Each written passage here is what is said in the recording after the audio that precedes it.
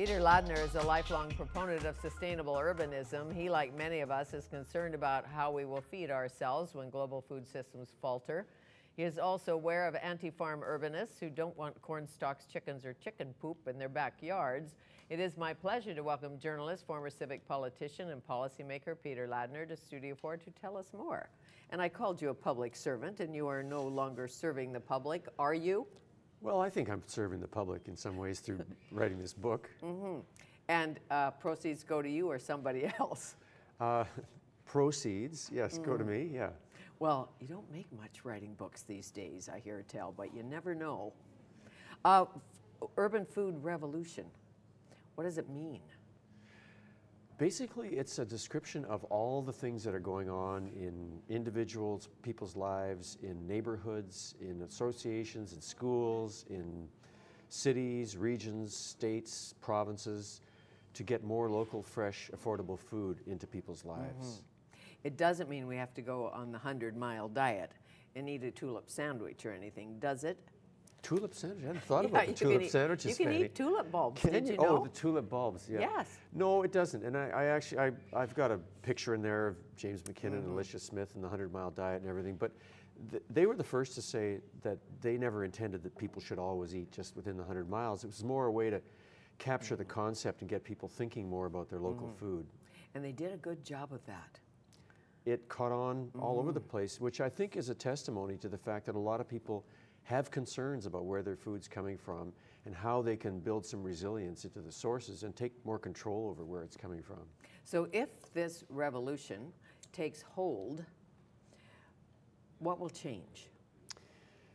It has taken hold, and if you look, as I did, at cities around North America, and I wasn't looking at the developing world where they have a whole other scale of food issues, of course.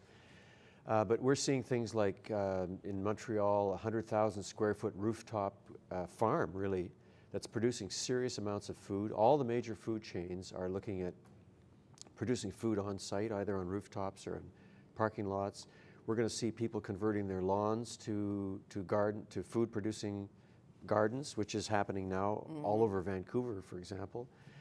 We're going to see cities enabling people to sell food out of their front yards, backyards, as many cities are doing now. We're going to see cities opening up vacant land for temporary or even permanent community gardens. A whole lot of changes. Well, in the DDT days, there was a campaign to get your lawn off drugs. And now it's to get your lawn into cabbage and cauliflower or something like that, and it can be beautiful.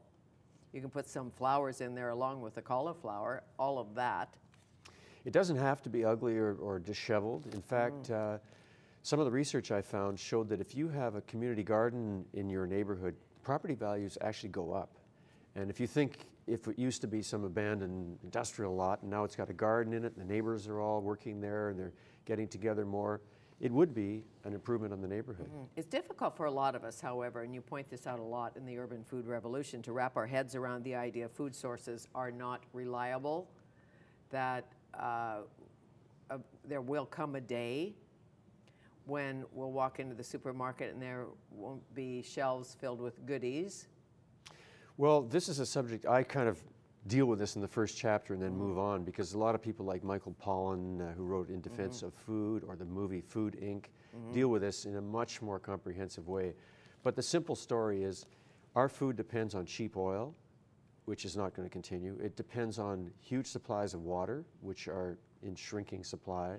It depends on good soil, which is being eroded and degraded throughout the world. It depends on lots of agricultural land, which is in shrinking supply. So there are a lot, and plus the safety with all the monocultures and corporate concentration of food. Our food is not, you can't depend on the safety. And I know people who are looking at the garlics from China and wondering what exactly is in the soil that these garlics were grown in. Sure, and what's a GMO? What's genetically modified? Do we know what's being genetically modified? Will you ever be able to find a corn seed that isn't some kind of hybrid? I don't know much about corn seeds, but if you know what I mean, that hasn't been enhanced in some way. Well, that's the heritage seeds are no more. Well, there's some, but Well, I have some, actually somebody gave me, I'm going to be planting somebody's heritage tomatoes that go back Really? 2 centuries. This is one other little thing I didn't even really get into this much in the book, but the whole seed saving where people, you can actually get seeds that we know where they came from. Yes. And control what it is you eat by growing something, even if it's on your balcony. People are starting to do things. Well, there's everywhere. a whole heritage seed movement, as you know. As you did the research for this book, did you see a model city, a model country, Copenhagen or someplace like that, who really does this well? Well, starting with a country, the UK is very serious about their food security. And if you think about it, it wasn't that long ago that being an island, they were isolated and their food supplies were cut off, and they had to rely on their own backyards and their own fields to provide a lot of their own food. When it comes to cities, the city of Chicago is doing some amazing work. They've recently made it possible to add to the height of any building if you're going to be putting some food producing capacity on the top of the building. So you can go over the height restrictions on a building, and the same is happening in Seattle. Seattle dedicated last year as the year of urban agriculture in the city. Places like Milwaukee, Wisconsin has the biggest and most prosperous urban farm in North America. They're doing aquaponics where they're growing fish, and then the fish waste feed. That was really interesting, the fish project. Let's take a break. When we come back, we'll talk about that. Peter Ladner, our guest, The Urban Food Revolution, his new book.